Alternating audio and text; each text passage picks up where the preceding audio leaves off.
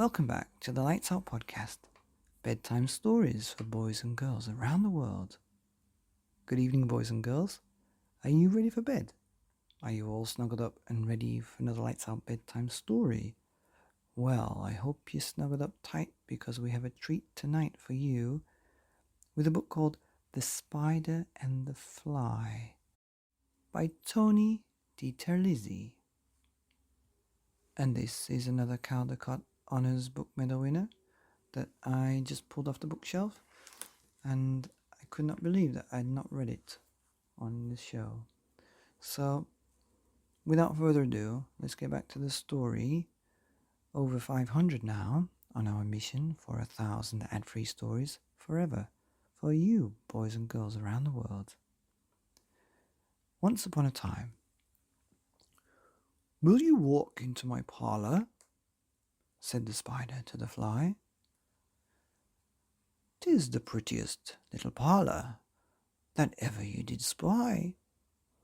The way into my parlour is up a winding stair, and I have many curious things to show you when you're there."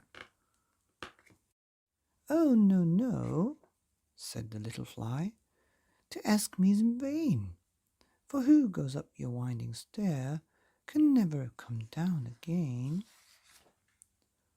"I'm sure you must be weary, dear, with soaring up so high. Will you rest upon my little bed?" said the spider to the fly. "There are pretty curtains drawn around. The sheets are fine and thin, and if you like to rest a while, I'll snugly tuck you in." "Oh, no, no," said the little fly, "for I've often heard it said, they'll never, never wake again who sleep upon your bed." Said the cunning spider to the fly, "Dear friend, what can I do to prove the warm affection I've always felt for you? I have within my pantry good store of all that's nice. I'm sure you're very welcome. Will you please take a slice?" "Oh, no, no," said the little fly. "Kind sir, that cannot be. I've heard that what's in your pantry I do not wish to see." "Sweet creature," said the spider, "you're witty and you're wise. How handsome are your gauzy wings, how brilliant are your eyes. I have a looking-glass upon my parlour shelf. If you'd step in a moment, dear, you shall behold yourself." "Oh, thank you, gentle sir," she said, "for what you're pleased to say. And bidding a good morning now, I'll call another day."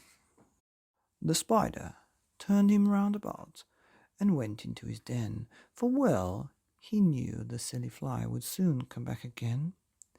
So he wove a subtle web in a little corner sly, and set his table ready to dine upon the fly.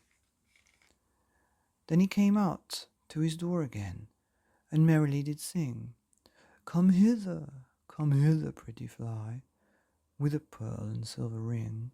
Your robes are green and purple, there's a crest upon your head. Your eyes are like a diamond bright, but mine are dull as lead." Alas, alas, how very soon this little fly, hearing his wildly flattering words, came slowly flitting by. With buzzing wings she hung aloft, then nearer and nearer drew, thinking only of her brilliant eyes and green and purple hue, thinking only of her crested head. Poor foolish thing! At least he jumped, the cunning spider, and fiercely held her fast.